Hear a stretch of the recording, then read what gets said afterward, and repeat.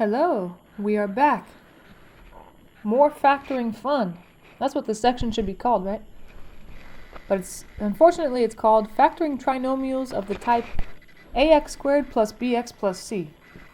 And if you're kind of thinking, okay, that almost sounds like the exact same title as the last section. Really, you're right, but the only difference is in the last section there was no a here. It was just x squared plus bx plus c. So the difference between the types of problems that we're going to have in this section, or the types of trinomials we're going to try to factor, and the trinomials we had in the last section is the coefficient of x squared will not be 1. So if you remember, in all the problems in the last section, coefficient x squared is not 1.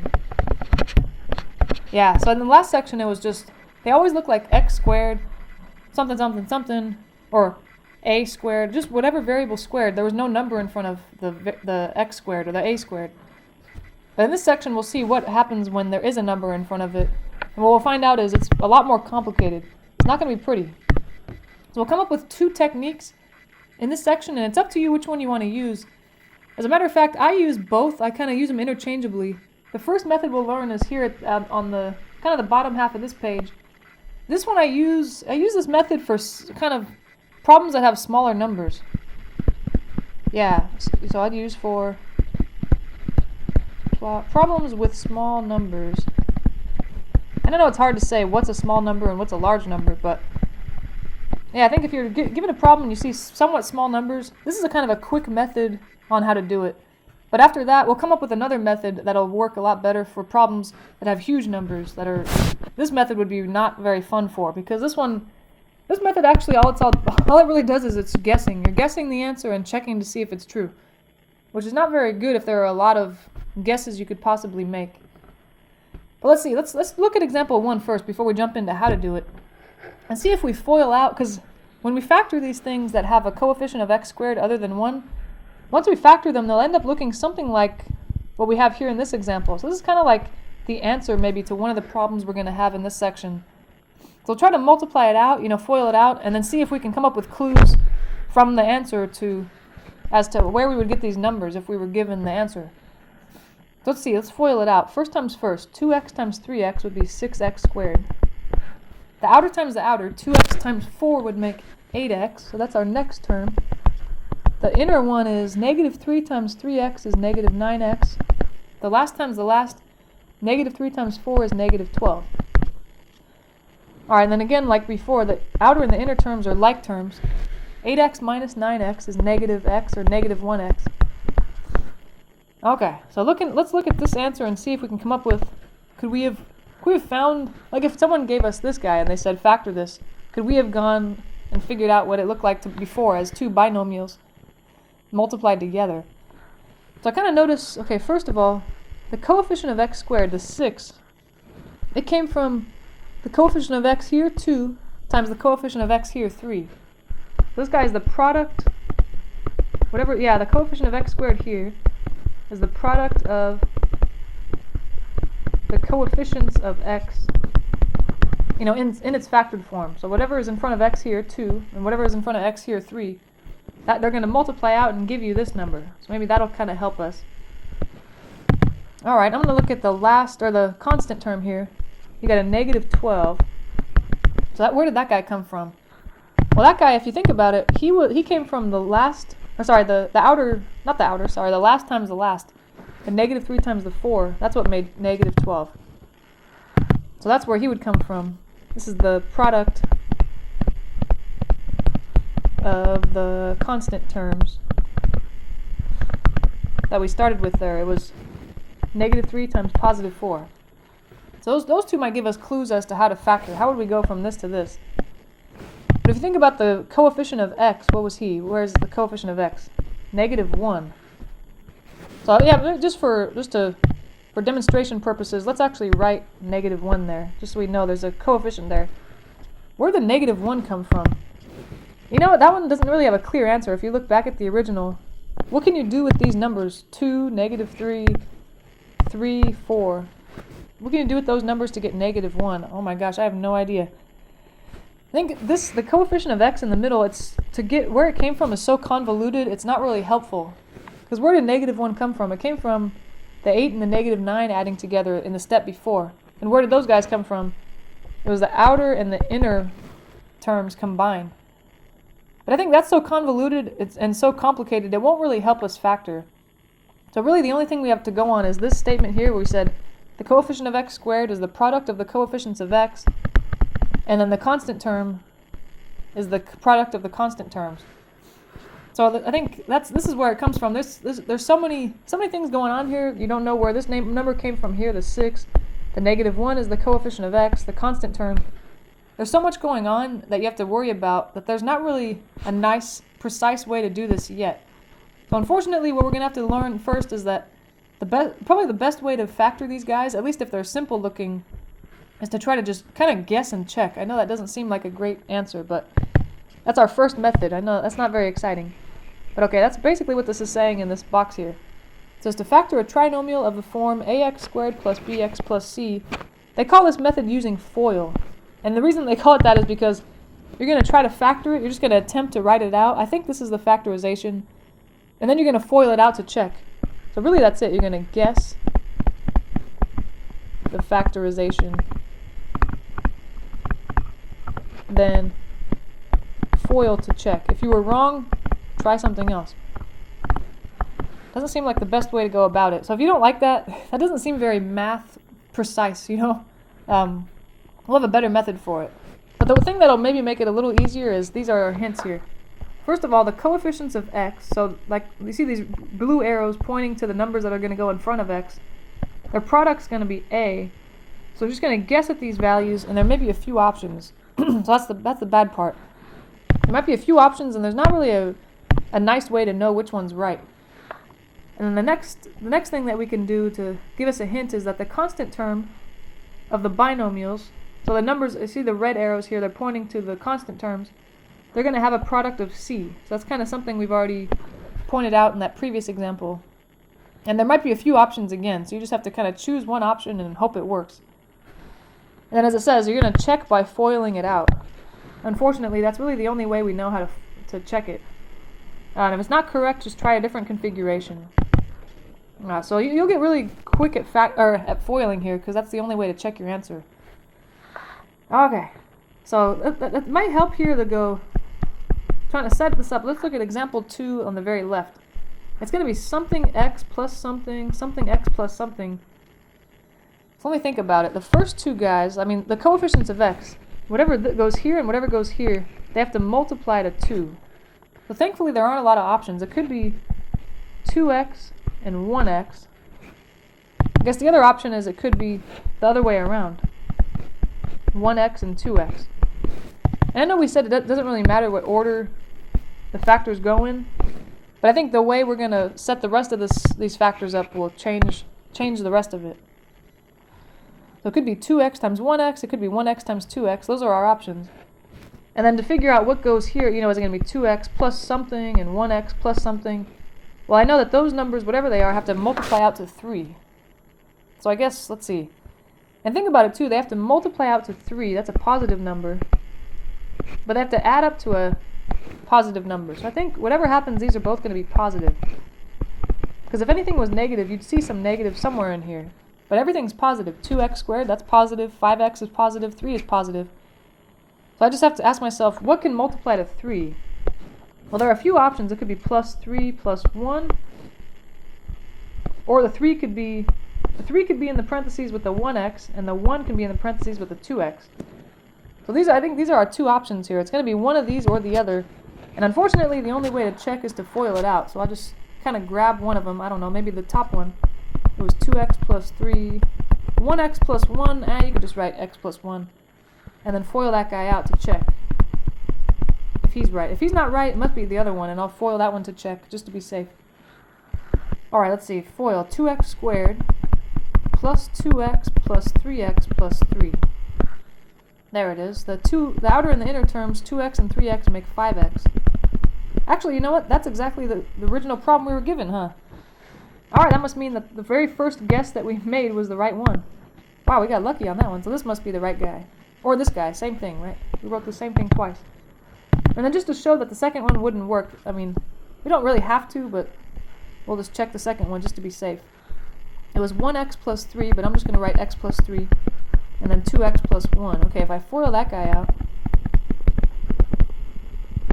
it would be 2x squared, and then the outer would be plus a 1x, or an x, plus 3 times 2x would be 6x, and then plus 3. So what'll make one factorization the wrong factorization, it's going to be the outer and the inner terms. When they combine, it might not be the right guy. Because notice 2x squared, that's exactly what I saw in the original problem. The plus 3 at the end, that's exactly right. Those will always be correct. It's just the outer and the inner might not add up to the right thing. X plus 6x is 7x. So notice that's not what I had in the original problem. It was 5x. That's how you know this is the wrong factorization. You just have to kind of guess at what it's going to be until you get to the right one. And you know it's the right one if you FOIL it out and it actually gives you the original guy. And like we said, the thing that'll kind of determine if it's right, it'll be the middle one. The constant, or not the constant term, sorry, the coefficient of x or t. That'll be, if that's correct, the whole thing's going to be correct. Let's try this next one here. Okay, we got it's going to be something t, because that's our variable, something t. Alright, so the left number, or the numbers in front of t, the coefficients of t, whatever goes here and here, they have to multiply out to 6. Okay, if you think about it, there are actually a lot of options. It could be 6 and 1. It could be 1 and 6. Or, you know what else? It could be 2 and 3. 2t times 3t would be 6t squared. Or 3 and 2. So we've already got a bunch of options here. Oh my gosh. Great. Wonderful. Those are just the options for the first term. And let's see for the second one. For the 7 here, that means that the numbers that go after the t's, like 6t plus something, 1t plus something, they have to multiply out to 7. The good news is that the only thing that multiplies to 7 is 7 times 1 or 1 times 7. And I guess I should, it's most problems I should think about, well, could either of those be negative? Could it be negative 7 times 1 or negative 7 times negative 1 or something like that? But you notice in this one, the original problem we were given, 6t squared plus 17t plus 7, everything was positive. So since the numbers that I'm looking for, they have to multiply to a positive number and add up to a positive number, they're going to be positive no matter what. So I know the signs are already positive. That part's nothing to worry about. Now it's just 7 and 1. How can I arrange those guys? Well, it could be a 7 here and a 1 there. It could be the other way around. Like here, it's 6t with a 7. What if the 7 was with a 1t and the 6t was with the 1? Because we had already switched the 6t and the 1t. And then, well, it could have been the 7 was with the 2t and the 1 was with the 3t. Or the 7 was with the 2t and the 1 was with the... Or sorry, the 7 was with the 3t and the 1 was with the 2-3. Oh, that's a lot of options. And unfortunately, really the only way is maybe try to use your intuition. Just look at one and say, oh, that one's kind of speaking to me. I think that might be right. I don't know. I'll just grab the top one. Let's look at that guy. Check. What was that guy? 6t plus 7. 1t plus 1. I'll just write 1. Or just t plus 1. Let me FOIL that guy out. That'd be 6t squared plus 6t plus 7t plus 7. Alright, if you notice the middle guys, 6t and 7t, that's going to add up to 13t. But that's not right, because remember in the original problem, we wanted the middle term to be 17t. That's the wrong thing. Alright, that means that's not the right factorization. I can cross that guy out. He's not right. Alright, let's try the next one. It was 1t plus 7, but I'll just write t plus 7. And then 6t plus 1. Let's check that guy. If I FOIL that out, that'll be 6t squared plus 1t, or just put plus t, plus 6t times 7 is 42t. Oh, that's way too big. Plus 7. So the outer and the inner terms, t and 42t, that'll make 43t. That is way too big. I need it to add up to 17t, because that's what was in the original problem there. So this one's not right either, the second factorization. Alright, I guess we're going to try the next one. The next guy is 2t plus 7. Let's try that one. 2t plus 7. And then the next guy is 3t plus 1. So let's FOIL that out and see if we're right. First times the first, 6t squared. No surprise there. The first and the last terms are going to be correct. It's the outer and the inner, when they combine, that might not be correct, or it might be correct. Then you have 2t times 1, that's 2t. 7 times 3t is 21t. And then 7 times 1 is 7. But the outer and the inner add up to 23t. That's not right. Remember you wanted them to add up to, oops, sorry. You wanted them to add up to 17t. So you know what? We got really unlucky here. It might be this very last one. Let's check it just to be safe. So even if you've narrowed it down to your last shot, you should check it because there might, for some reason, there might be a factorization you didn't think of. Like, I thought I wrote the only possibilities out, but maybe there was one I missed.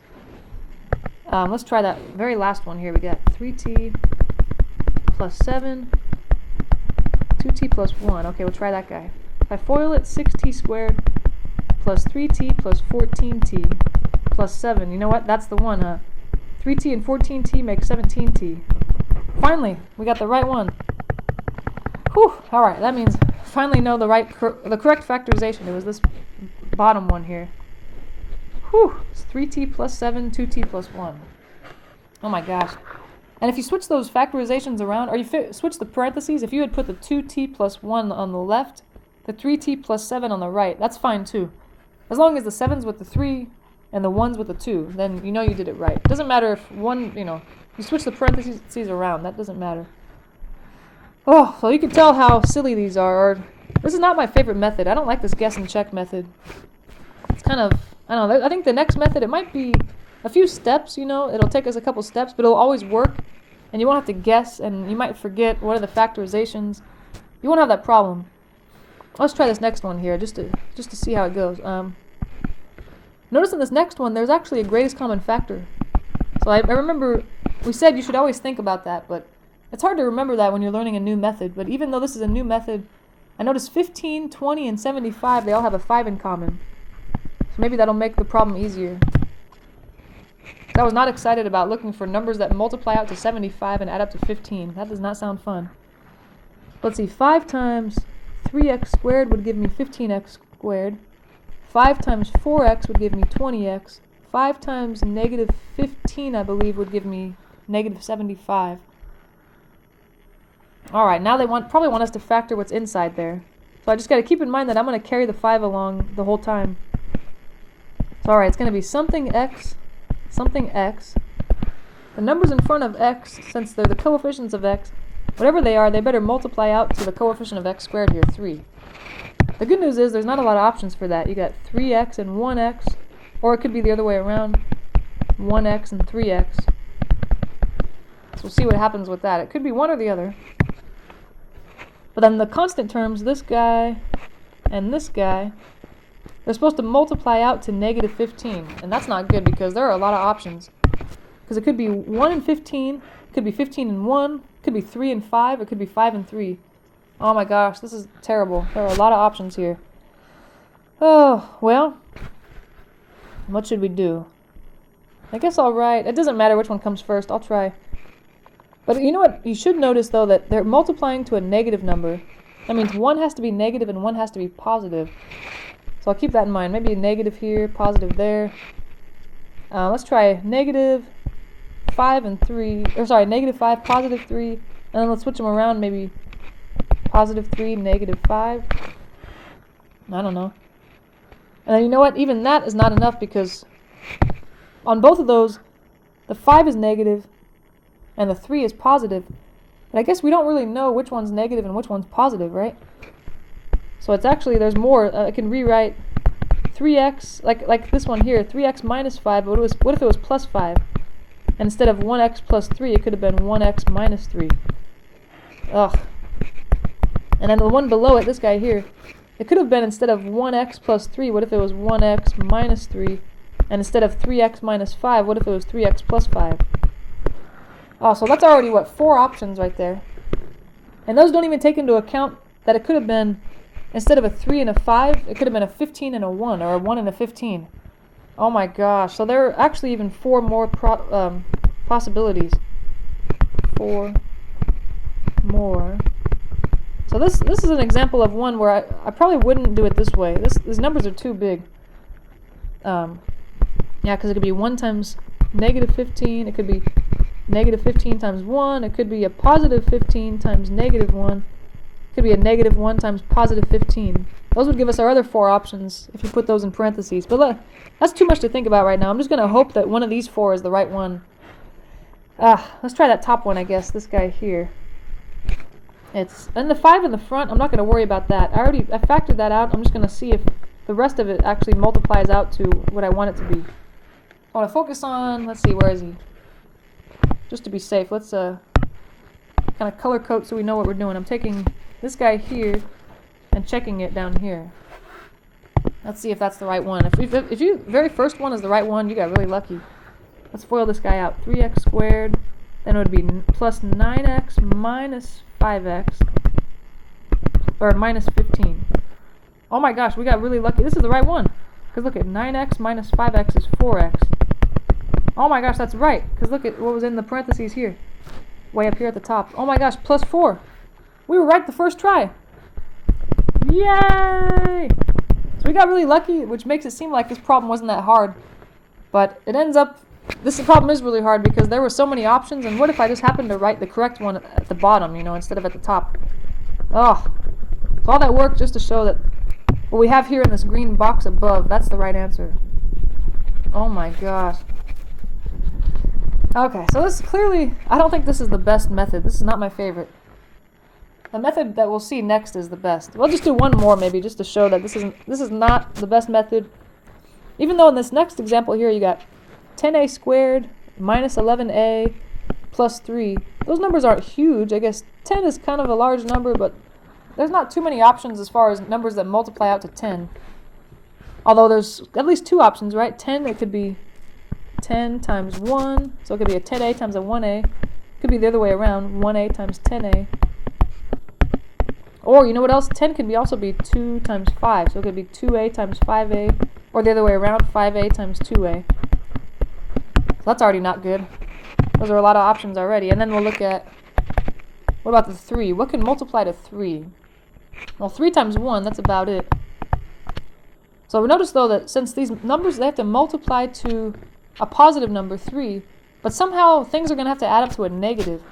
So you know what? Since they're multiplying to a positive, and they're adding to a negative, I think whatever we do, both of these guys are going to be negative numbers, for sure. Kind of using the same rules that we saw in the last section. They said, oh, if you notice, if this number is positive, they both better be positive or both negative. It's one or the other. But this guy will narrow it down. If they have to add up to a negative, they both better be negative. Alright, but now that I know they're both negative, the only options are 3 and 1, or 1 and 3, I guess. That's it. So it could be 10 is with the 3, could be that the 1 is with the 3, could be the 2 is with the 3, or the 5 is with the 3. Oh, and I just wrote those in a random order. Who knows which one's the right one? We'll just check, If you feel like you have an instinct that one of them is right, you might as well check that one first. It's hard to say. I'm just going to grab the very top one that we wrote, 10a minus 3, 1a minus 1, and see how that goes. If I FOIL that guy, 10a times a will be 10a squared. It's no shock that that's correct. The outer, negative 10a, the inner, negative 3a, and the last is plus 3. So like we said, we already know that the first and the last are going to be right. That's how we designed these. It's just the middle one, are they going to add up to the right thing? No. Negative 13a is not right. It's supposed to add up to negative 11a. So okay, that's not quite right. Okay, that's out. Let's try the next one. It was 1a minus 3. I'm just going to write a minus 3. And then 10a minus 1. Oops. There we go. Let me FOIL that guy out. It would be 10a squared minus a minus 30a. Uh-oh, that's too big. Plus 3. No way. Negative a and negative 30a, that's negative 31a. But we need it to be negative 11a, because that's the middle term here at the top, in the very beginning problem that we were given. Alright, that one's out. Let's see if the third one's the correct one. The third one is, let's see, 2a minus 3, 5a minus 1. If I FOIL that out, I've got 10a squared minus 2a minus 15a plus 3. Is that going to be the right one? No, because negative 2a minus 15a, that's negative 17a. But we want it to be negative 11a.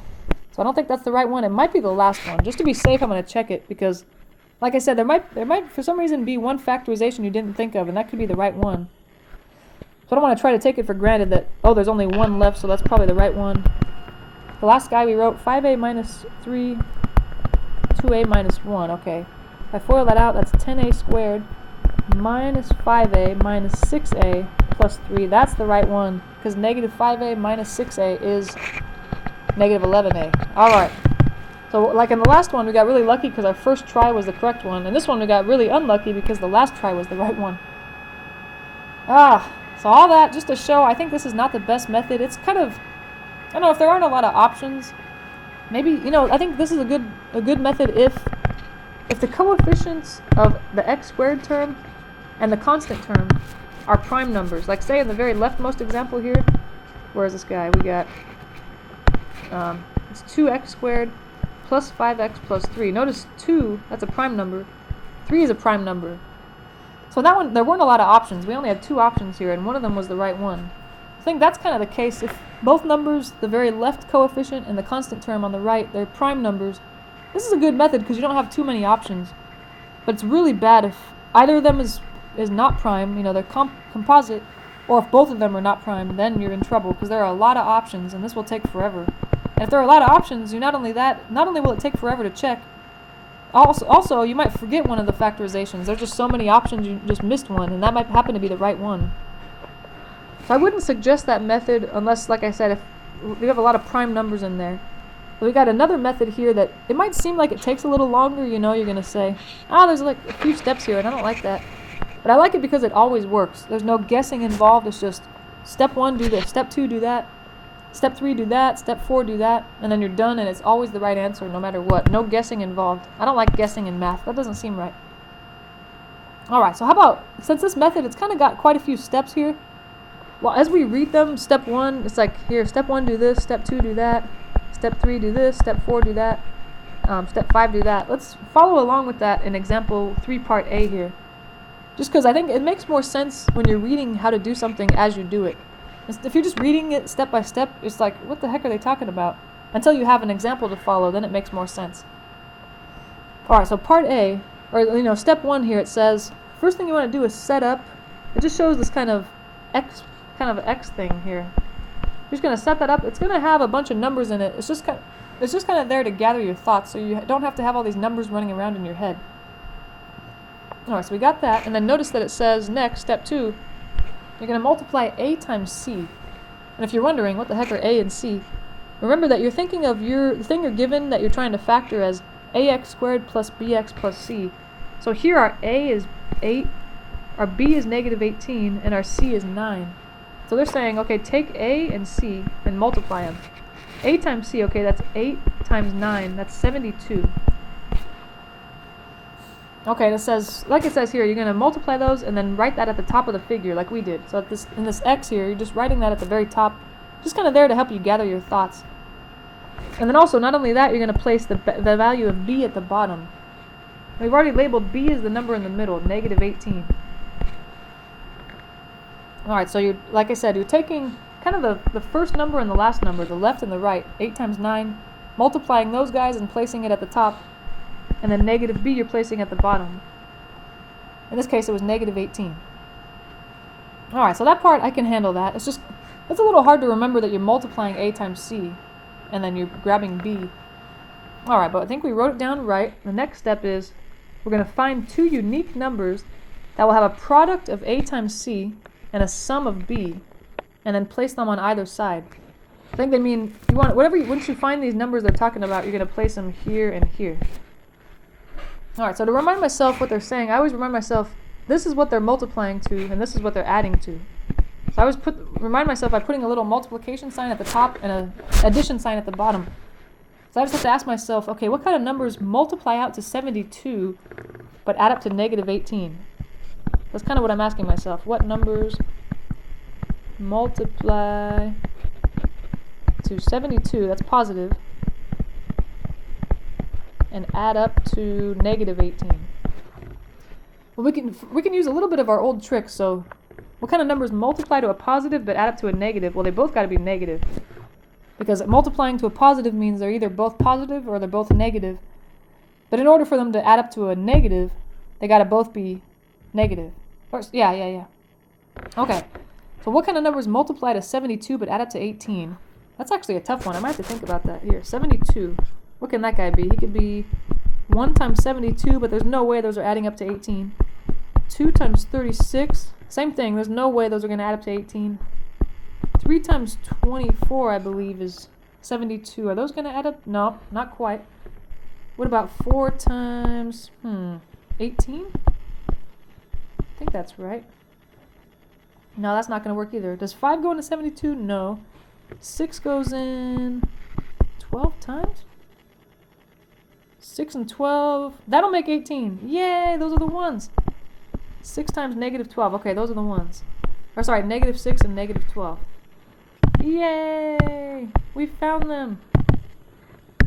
So far it kind of seems like the method from the previous section, where in the previous section we had to find what numbers multiply to this and add to this, and we had to use all kinds of kind of logic about negative numbers and stuff. Alright, so we found the 2 numbers. Now we're getting there. We're almost done here. We're going to now, it says rewrite the binomial. Oh, sorry, trinomial. I should say trinomial. Rewrite the trinomial, because it's 3 terms here, 8x squared minus 18x plus 9, by splitting the middle term, bx, into 2 terms whose coefficients are those numbers. Okay, that sounds very confusing, but all it's saying is you're going to keep the first term the same, 8x squared, and the last term the same, 9. So that guy stays the same and that guy stays the same, but the middle term is going to split up into 2 terms with coefficients, the numbers you just found. So instead of negative 18x, I'm going to write negative 6x, let me see, just to color code it here, negative 6x, and then negative 12x. So just keeping the same variable, you know. And we're allowed to do that because that's how we designed those 2 numbers. Negative 6 and negative 12, they were designed to add up to negative 18. All I've done is kind of split it up a little bit. You notice if you were to add the 2 middle terms, those would add up to negative 18. So I've just rewritten it in a different way. So hopefully that kind of makes some sense. You're just keeping the first term the same, the last term the same, but the middle term you're splitting it into these 2 numbers, negative 6 and negative 12, on top of the variable that was on the middle term, x. Alright, and then you know what, at that point, that was a lot of work. You're pretty much home free, because now it's just going to factor by grouping. If you remember that from the previous section, factor by grouping, you use that on when you have 4 terms. And notice, now that I split it, there are 4 terms. Then you're going to kind of separate the first term and the second term away from the third and the fourth term. And then we're going to factor out the greatest common factor of the first 2 terms. Okay, what's the greatest common factor of those guys? Between 8x squared and 6x, the greatest common factor is 2x. And if I take 2x out, who's left there? That would be 4x minus 3. Because 4x times 2x would make 8x squared. 2x times negative 3 would make negative 6x. Alright, then I'll do the same thing for the third and the fourth term. The greatest common divisor of negative 12x and 9 is 3. But remember, you want to make it negative in this one because whatever that very middle sign is, you have to carry it down. So not only do I want to factor a 3 out, I want to factor a negative 3 out, because the third term sign has to be factored out. And then I say, okay, negative 3 times what is negative 12x? That would be 4x. Negative 3 times what is positive 9? It'd have to be negative 3. And at this point, just like we saw in the previous section, factor by grouping will only work if these things in parentheses are the same. So at this point, if those things in the parentheses are not the same, like right now we have 4x minus 3 in both, if one of those was different than the other, that would probably mean you did something wrong. And usually it's the 2 numbers you found, like we found negative 6 and negative 12 up here. Those are probably the wrong numbers, and you want to check to make sure you did that right. Okay, the very last step is to finish factor by grouping and take out what they have in common, thinking of this as one big term and this is one big term. If I take 4x minus 3 out, what's left over from this term is the 2x, and what's left over from this term is the negative 3. Whew, so there it is, that's the factorization. And who knows if we had tried to guess, you know, like the previous method that we learned up above, in the examples above, if we had tried to guess these, there would have been a lot of guesses. And it would have taken forever, and I don't know if I would have gotten the right one, or I might have gotten frustrated halfway through and given up, you know. That's sad but true. Alright, let's try the next one here. We got... It's just, you know what it is? It takes a long time to get used to this weird process. Writing this little X here and writing the numbers in there. It's hard to remember, but it's okay. So how about, first thing we do, we got A, B, and C here, the coefficients. You multiply A times C. So here A is 15 and C is 3. 15 times 3 is 45. So I'll put that at the top of the X, and then B you want to put at the bottom. I got negative 14 as my middle coefficient B. And now the next step is we're looking for what are the numbers that multiply to that guy and add up to that guy. Alright. Well, I can kind of use some logic here.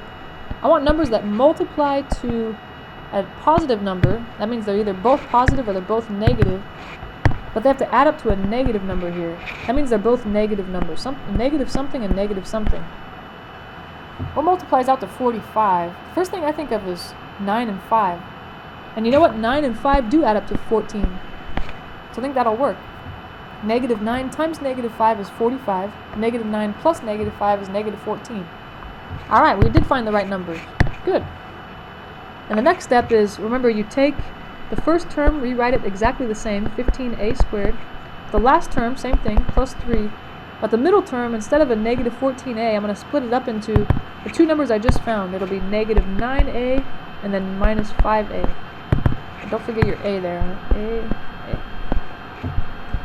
That's a little tricky to get used to, but just remember the middle term, you're going to write it as two terms, either added or subtracted, where the coefficients are those numbers you just found. That was kind of the whole point of finding those numbers, just so you know exactly what the numbers you want to split those guys into. And now we'll factor by grouping. We split it right down the middle, and then see. How about between the first and the second term, what can I factor out there? I think a 3a. That's their common factor. If I factor a 3a out, 5a minus 3 is left. Alright, let's see. Then how about the third and the fourth term? You know, negative 5a and 3, they have nothing in common, but remember, if there's nothing in common, you still have to factor something out, and 1 is always a common factor no matter what. And I'm definitely going to factor a negative out because there's a negative above it. So yeah, keep that in mind. If you look at two things and you say, wait, there is no common factor, automatically it's going to be a 1, because 1 divides into anything. And then negative 1 times 5a, that'll make negative 5a. Negative 1 times negative 3 will make positive 3. And this is a good sign. The two things that are in the parentheses there are the same, 5a minus 3. So if I think of this now as two big terms, they have this 5a minus 3 in common. The leftovers from the left term are 3a. The leftovers from the right term is negative 1. So there he is.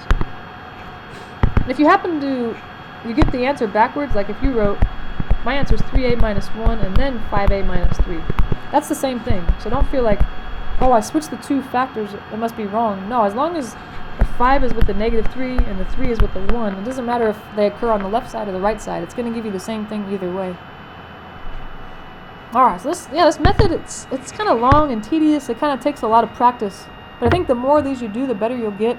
And I like it because there's no guessing involved. I don't like guessing, because what if I don't happen to guess the right one? And I don't know. That doesn't make me too happy. Let's try this next one here. And notice this one, part C, you have 2z squared minus 19 minus 6z. The first thing I notice is those are not in descending order, right? I've kind of taken it for granted so far that everything's been in descending order of powers, but I don't have that here.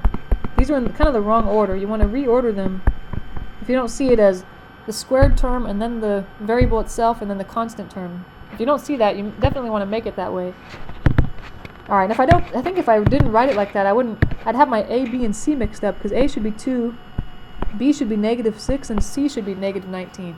If I left it as they gave it to me, I probably would have mixed up b and c, and I would have gotten the wrong answer.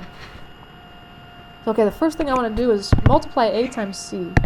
That's because that's what's supposed to go at the top of this x here. A times c, that's going to be, what? 2 times negative 19. Well, it's a negative times a positive. That's a negative. 2 times 19 is 38. Alright, and then downstairs you want to see b. b is negative 6, because that's the middle coefficient. And what we want is, like we said before, we want to find now two numbers that multiply to a times c, so multiply to negative 38, but they add up to negative 6. Let me think about that. 38, you know, I'm not really familiar with 38. I might want to think about that guy. 38, okay, 1 can go into 38. So, and also think about this too, that whatever these numbers are that I want, since they're multiplying to a negative number, negative 38, one of them is negative and one's positive. And since they're adding up to a negative number, negative 6, the larger one's going to be negative and the smaller one's going to be positive. So I can kind of keep that in mind. So looking at the factorization of 38, 38 can be 1 times 38. We've already decided the larger of those has to be negative. There's no way those are adding up to negative 6, so there's no way. What else could there be? 2 times 19? Well, we said the larger one has to be negative. Okay, but 2 times negative 19, or 2 plus negative 19 isn't going to be negative 6. That's not going to work. But you know what? At this point, there's no other way to multiply it to 38. There's no other options. So since there are only 2 options here and neither of them work, oops, sorry, that must mean that this guy is prime. So that kind of is not fun though. All that work for nothing. Prime. Because if this thing factored, there would be numbers that did what I wanted to. They would multiply to negative 38 and add up to negative 6. If you don't have numbers that do that, then that must mean you have a prime polynomial and you can't factor it. So it kind of makes me sad because I feel like I just wasted a bunch of time, you know? But oh well. Alright, let's try this next one here. Part D down here. 25x squared plus 40x plus 16. Those are some big numbers. And this is exactly the type of problem where you're going to be glad you're not using the guess and check method. Because if you tried to guess, just for fun, let's see. You'd say, okay, what times what makes 25? Well, that could be 5 times 5. Could be 25 times 1. Could be the other way around, 1 times 25. And then how about the options for the last guy? What can multiply to 16? Oh my gosh. Well, 16 could be 1 times 16. It could be 2 times 8. It could be 4 times 4. So I could put a 1 and 16 here. A 16 and a 1 here.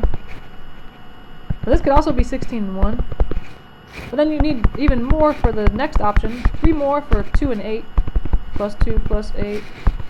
Plus, and then you need more for the 4 and 4. There'd be, oh my gosh, there would be 9 options here. And Lord only knows if you just happen to get lucky and the first one was right. But if there's 9 options, you could get unlucky and the 9th one is right. You would have had to check 9 times, foil 9 things out to see if you were right. So really, I think the guess and check method is just not good for big numbers like this.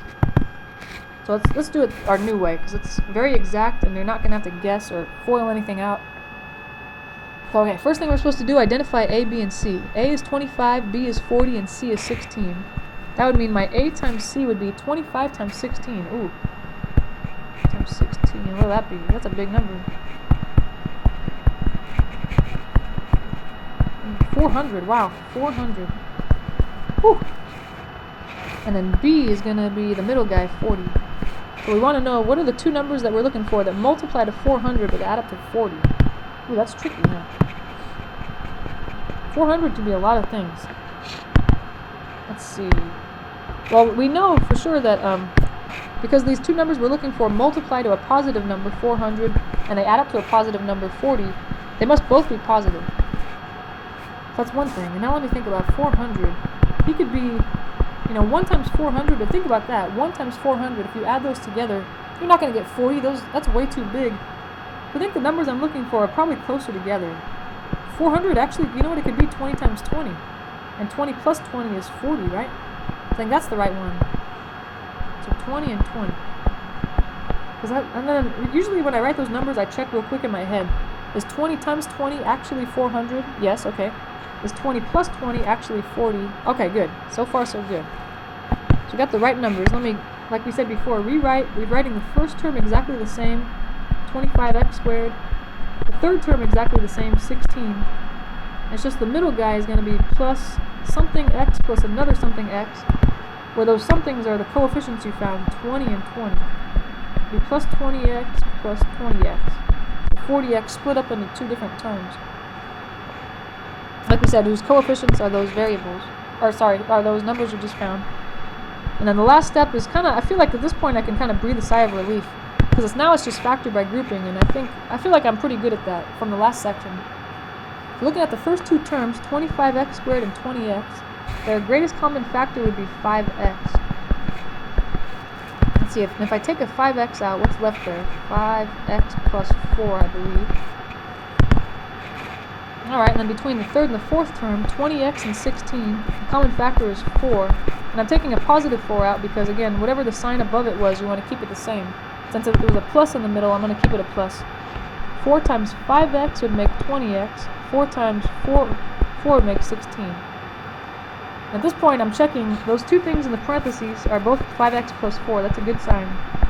So I can factor that out. Excuse me, and then the leftovers go in the second parentheses. 5x is left over from the first factor. 4 is left over from the second factor. And you notice these are the same factor, huh? 5x plus 4. 5x plus 4. When you see that they're the same factor, you're going to rewrite it. This will be helpful later. Rewrite as that thing 5x plus 4 squared. So keep that in mind. If your two factors are exactly the same, rewrite it as that factor squared. Yeah, if the two factors are the same, I mean exactly the same, like they both have a 5x, they both have a 4. It's a plus. They're the same. Write it as that factor squared instead of separate guys. Because that will help us later. There'll be things that we'll be doing, factoring is not just for fun. There's a reason we factor. There's equations we can solve using factoring. And those equations will be a lot easier to solve if we factor and we remember that things like this can be written as that thing squared, if they happen to be the same factor. Alright, so hopefully this is making a little more sense. It does take a lot of practice because these steps are almost kind of random. They seem kind of random.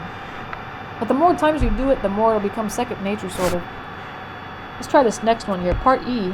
First thing I notice is these numbers are large, which kind of scares me, but I notice they all have a greatest common factor. There's no variable in common because the constant term has no variable attached. But I think, let's see, 4 is probably the greatest common factor. I think that's the largest number that divides into all 4 coefficients. But I'm not only going to take a 4 out, I'm going to take a negative out, because remember, every time your leading term is negative, you're going to take out that guy, a negative, along with the greatest common factor. Let's see, and if I take a negative 4 out, negative 4 times what is negative 12x squared? That would be 3x squared. Negative 4 times what is negative 28x? That would be plus 7x. And then negative 4 times what is positive 24? That would be a negative 7? Wait. No, 6. What the heck? I'm losing my mind. 6. There we go. Alright, but once we factored out the greatest common factor, now we're going to use this method on this guy. And let's see, what do we... I've heard this method called all kinds of different things. In the book, they call this method by the grouping method. Which actually, that's a good name, because eventually, by the time you're done with this problem, you're grouping. So I like this. Yeah, now at this point, what's left in the parentheses, 3x squared plus 7x minus 6. Let's use this grouping method to factor that. So even though we factored the 4 out, we're not quite done. We still want to factor what's left over. So okay, let's make our little x here. We'll first look at a times c. So a times c, a is 3 and c is negative 6. 3 times negative 6, that's negative 18. And then b is the middle guy, 7. So I want to know what multiplies to negative 18 but adds up to 7. Those will be the numbers I want here. Okay. Well, they have to add up to a negative. That means... Or sorry, they have to multiply to a negative. That means they have opposite signs. One's negative and one's positive. But the fact that they have to add up to a positive number means the larger one must be positive and the smaller one must be negative. So what times what makes 18? Well, when I see 18, the first thing I think of is 9 times 2. And that's exactly right, because 2 and 9, a negative 2 and a positive 9 add up to 7. That'll work. If you thought of 3 times 6, that's 18. But 3 and 6, there's no way they're going to add up to 7, no matter which one's negative. So 2 and 9 would be the ones we want. Alright, now I'm gonna keep that, try to keep the negative 4 along for the right. He's going to stay there, outside the parentheses. And now the first term's going to stay the same like we've seen before, 3x squared. The last term's going to stay the same, the negative 6. But it's the the middle terms that are going to change. I'm going to write negative 2x, because that's the first number I found, and then plus 9x. Okay, so we had a negative 2x, because that was the first number I found, plus 9x, because that was the second number I found. And now I should be able to factor by grouping if I group inside the parentheses there. The first two terms group together, and then the second two. I'm going to keep the negative 4 outside. Alright, looking good. Now I look at the first and the second term. I've got a 3x squared and a minus 2x. The only thing those guys have in common is an x. I can't take anything else out. And let's see, if I take an x out, what would be left there? 3x minus 2. Alright, looks good. How about for the third and the fourth term? Between 9x and 6, I can factor a 3 out. And if I take a 3 out, I'm taking a positive 3 out since this middle sign is positive. And then I say, okay, 3 times what makes 9x? That would be 3x. 3 times what makes negative 6? That's negative 2. Whew, that's good. Those two things in parentheses are the same. Alright, so it'll be this big term and this big term, they have 3x minus 2 in common. And then the leftovers, what was left over from this term is the x, so he'll go there. What was left over from this term is the 3, so he'll go there. Plus 3. And that's it. That's the factorization. And don't forget the constant term that you factored out, that greatest common factor. The negative 4 would definitely make the problem not work. And of course, if you ever want to check these, you can multiply it out. So this one I'd probably multiply these guys out first, foil this, foil to check, and once you foil that, then I distribute the negative 4 to make sure you got what you started with. So especially, that's really important on an exam. If you have time at the end, you might want to check your answers. Because after all that work, you don't want to get it wrong. That would be that would hurt my feelings, you know. If I got this wrong after all that work, yeah, I'd be very sad. Alright, last one. These problems are doozies. I think actually, this is probably the toughest factoring technique that we have, of all the techniques. The rest from here, they get easier. And I think before this, they were easier. So I think if you can master this one, you can master all of them. This one's very tough. But I'd say practice a lot of these, and then eventually this will become kind of second nature, this process. Alright, last one, part F. I notice I see S, ST, and T squared. Don't even worry about that. This problem will work itself out, and it's going to be a beautiful thing. The first thing, though, is that I think there's a greatest common factor between these guys. It's not much. There's no variables. Like, the first two terms have an S in common, but not the third one. The second and the third have a T in common, but not the first. So all I can really factor out is, I think, a 2. Even though that doesn't seem like a lot, it's going to make the problem easier. If I take a 2 out, 5s squared is left plus 2st minus 3t squared.